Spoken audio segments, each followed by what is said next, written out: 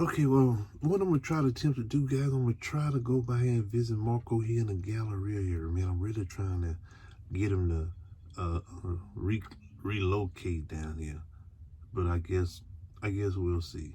Uh, he's not really an outspoken person, so we're gonna see, man. We're gonna see. Hey, like to say hi to everybody. That follow me and want to talk about trucking, the trucking industry. We all know that it's suffering right now, and since I've been over here for the last going on 2 years now, I really haven't felt the impact as much as the other Mr. Marco here to kind of update y'all on some accurate information because this is not my company. This is his company. So I'm gonna let him tell y'all a little bit more about Prime Road area. Hey, he down here visiting. I hope he come. We're gonna welcome him here. I think he have a good impact. I think he'll have a good impact on the trucking industry down here in the Houston area. This is Mr. Marco. Good evening. Yes, as John said, I'm Mr. Marco or just Marco. I'm the owner of the Prime Road Carrier. So I used to be a driver myself. I used to do a flatbedding. So I'm not just somebody who's, like sitting in the office, scratching my, excuse my French, my behind, and thinking that I know what's going on the road. I've really been there.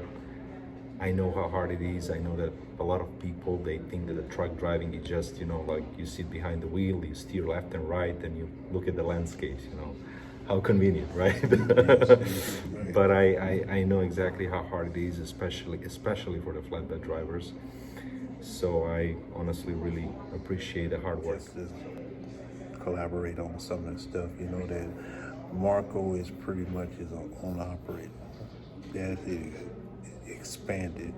Seeing you guys have to understand that if you don't have your own personal documents, your own equipment to run legal on the highway, the public highways in the United States, that Marco is willing to give people a chance by helping them if, I don't know, people come over here and probably say they need everything, so, but is that something that you wanted me to let them know that if they... Well, listen, this is very important to say. Let's say that the main requirement is 3 years of CDL experience. So that's something that our insurance is requesting.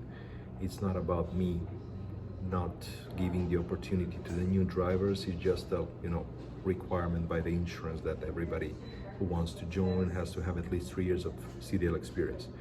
Driving record should be okay. I don't want to say perfect, but I don't want to say also, it needs to be not too bad. So not some excessive violations or I don't know, stuff like that.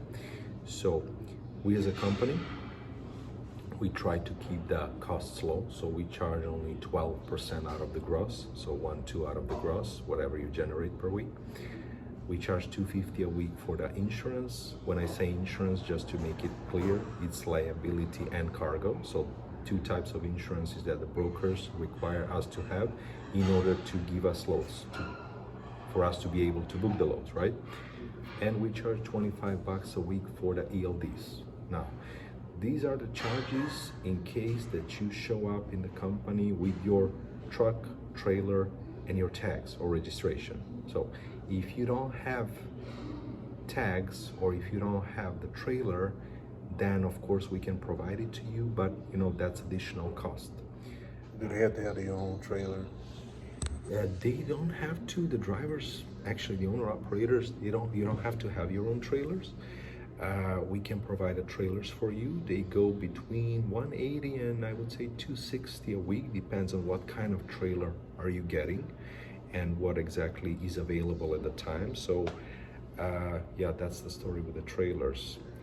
Tags, we don't make any money on tags, so whatever we have to pay to the authorities to get a registration for you, we will charge you. Of course, if it's a significant amount of money, we will try to break it down to a few installments so you don't suffer too much. Let's say that you don't get too much financially exhausted right away. I'm pretty sure some people want to know, are you guys on any company drivers?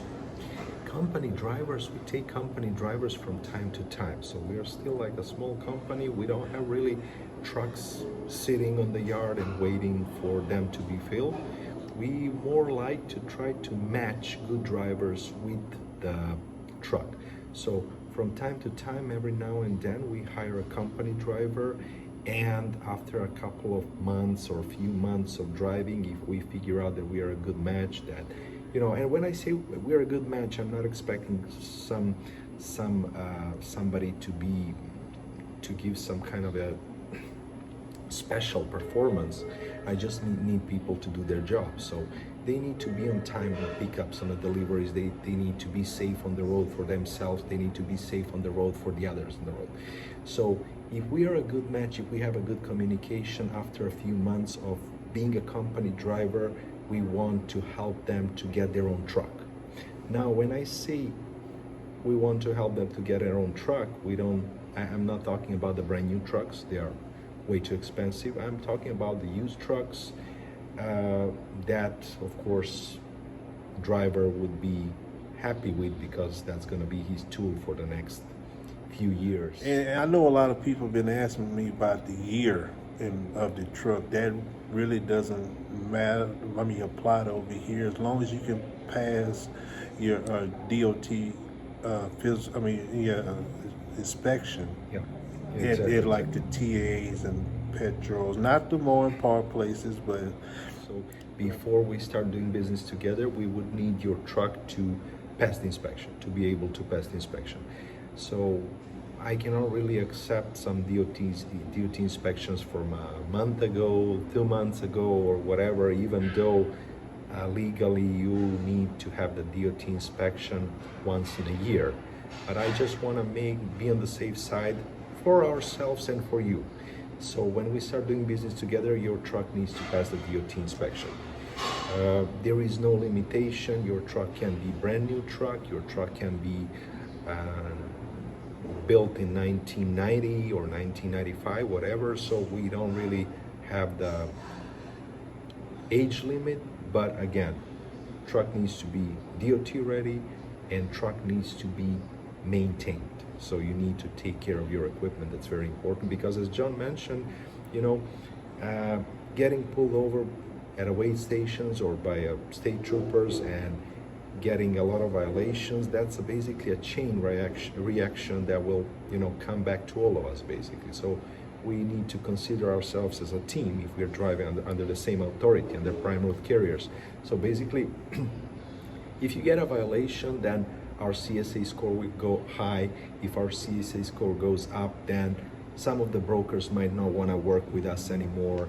If some of the brokers won't work with us anymore, we won't be able to provide you with the good loads. Then at the end of the year, the insurance expense might go up, because, you know, as I said, chain reaction. So, you know, we want to be safe. We want you to be safe on the road, and we want everybody else on the road to be safe. and also I don't know. I know that over here, I've mentioned Ben a lot. Okay, Marco really don't have persuasion either way about your income. You know, it's very important that once you come over here, whoever you decide or whoever they team you up with, because they use different agencies. I always deal with Ben, but you know, it's different agency that Marco used. Very important that when you come over here, you communicate with these guys, because they're going to get a sense of how you operate. If you are running late for any reason, you know, I know how us truck drivers is, man. We say we 30 minutes behind, but really we 2 hours behind.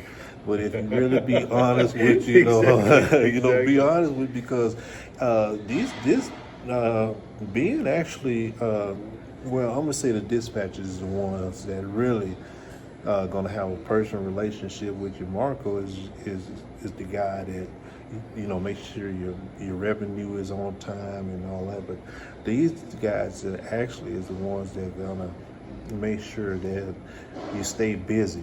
Now, if you always late, you know, and you're not communicating with them, then that means that they probably most likely won't book a load for you or pre-book your loads because they know you're not going to be there on time or you're not really consistent, you know. So that's important. What you think about that? If I can add a few things, so a lot of people, I'm getting a lot of questions when somebody's asking to inquire about the job itself, right? About the owner-operator position. So they ask me, okay, how much money will I be making? Now, you know, that's a very scary question because at the end of the day, it all depends on you as a driver, as an owner-operator, because there are different people. You know, there are people who like to push hard. There are people who like to take it easy. And now, don't get me wrong, both ways, it's fine for me. So I don't want to push anybody over the limits. You know, I don't want anybody to be unsafe or something. But, you know, if you're taking too many stops, if you like to hang out at the truck stops and stuff like that, that's totally fine with me. But, you know, it will affect your paycheck.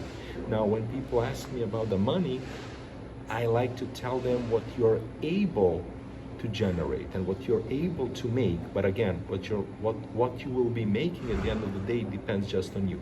Now, staying on the road for, let's say, full week and doing 5 loads a week, it should bring you at least $6,000 to $7,000 of revenues on a flatbed. On a dry vans, a little bit less than that. I would say $5,000 to $6,500 a week. So dry vans, rates on the dry vans, they go up and down, they fluctuate too much throughout the year. So, you know, there are good seasons, there are bad seasons. So that's why I'm not really able to exactly tell you what's going. I can tell you what's going on right now, that the rates are between like 180, 190, up to $2 a mile in average. On a flatbed, the freight is way more consistent throughout the year. You know, the rates are always higher than the dry van rates, and you know, they always go over $2 a mile. They go like, right now they go around $2.3 to $2.5 a mile. So back to the beginning of the story, if you play by our rules, if you do 5 loads a week, you might be able to generate $6,000 to $7,500, even $1,000 a week. Now, again, to be clear, this is not a take-home money. This is just gross. So out of that, we deduct 12%. We deduct insurance. We deduct fuel if you're using our fuel card. So again, I want to mention we didn't touch that part. We do offer the fuel cards. So, but you're again free to decide if you want to use your own money for the fuel. That's totally fine with us. But if you decide to use the fuel card, then of course your settlement will see the deduction for the fuel as well. So I would say that out of the gross, I would say that half of the money, or maybe even a little bit more, would be take-home money. Now, of course, it also depends. A big expense is a fuel. So it also makes a big difference if your truck is doing 4.5 miles per gallon or your truck is doing 7.5 miles per gallon. So that's a huge difference in expenses. So yeah, it all depends on a lot of factors. I remember when I first started over here, you know, I didn't know Marco from Adams from Apple. You know, I was talking to him on the phone, and I was telling him about, hey, let me just book my own loads. I was coming from Landstar. Everybody know the Freedom over there from Landstar. And just what he just said, he said, if you just trust us, that's what he told me. But, you know, we here in United States, trusting in companies is kind of as far in between, you know. And so, but I tried it. I've tried it twice, you know, with Ben. I said, Ben, look, I know this broker Coyote, I know this broker TQL, and I had a load that popped up, and I called him up, and I said, hey, Ben, to set this load up. And Ben, now this happened twice. He said, I see that load on the board, but I can get you $500 more. Now the second time that happened, Marco made a believer because I know that Marco wasn't the one that was over keeping me running. So this totally didn't have nothing to do with him. So I told Ben, I said, Ben, you know what? I'm gonna go ahead and trust my family in your hands. And he said, don't worry about it. I got you. I got you. So, and actually, man, because you know, once you do start doing that, you start picking certain places that you like to run, but it's not really feasible in financial benefit for you. You get there and there's no freight there, it's coming out of there $1.10 a mile. So I would like to add something because John touched this topic. So a lot of people are asking me, do we have a force dispatch? So now the answer is no. We do not have a force dispatch. We are not gonna make you do anything that you're not comfortable with. So you're always free to refuse the load. You're always free to say no.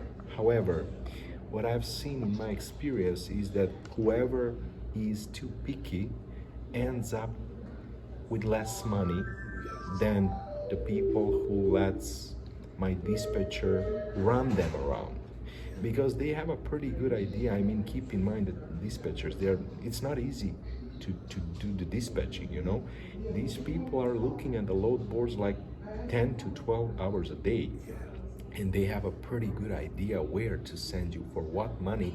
Now, sometimes you're not gonna get the best load from the board because, for an example, the best load from the board goes to Idaho, right? And you're gonna get $3 a mile to run to Idaho, and you're gonna think, wow, you know, it's a really good load. I'm gonna put in my pocket a lot of money, but then what are you gonna do from Idaho? You might be sitting over there for a few days because, you know, it's not that we don't want you to run, you know, it's just nothing's going on in certain areas. So even though that sometimes we don't get you the best paying loads that goes to serve, we try to choose the good areas where we know that the reload will be pretty decent. My dispatchers, they really know what they're doing. They're pretty experienced.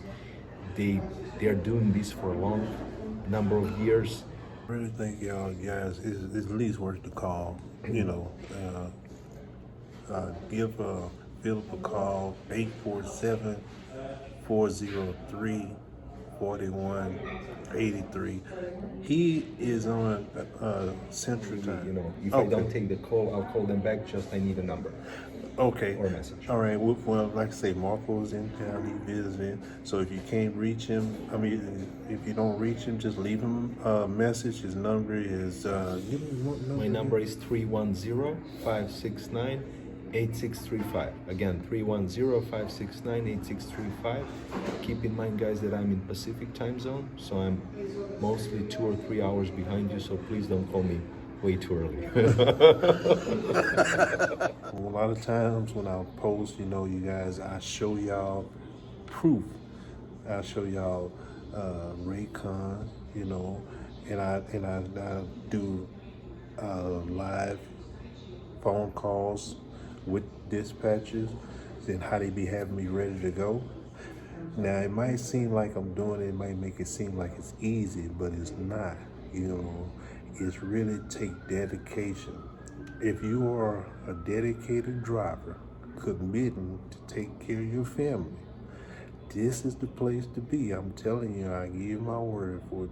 But you gotta be a driver that's willing to come out of here and work. Cause I know a lot of y'all inboxing me all the time and say, hey, I wanna stay down south.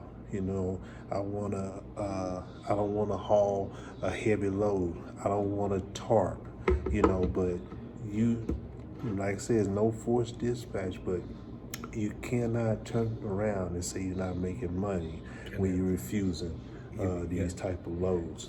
Yeah, I'd like to add again, it's not a forced dispatch, you know, but I would be happier that you set up the limitations to the dispatchers, and you say, for an example, when I used to drive, I used to tell to my dispatcher, I don't want to go to New York City.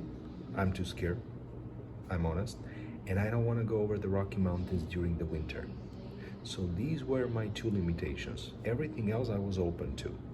So it wasn't like that they need to call me for every single load to check, hey, do you want this, do you want that?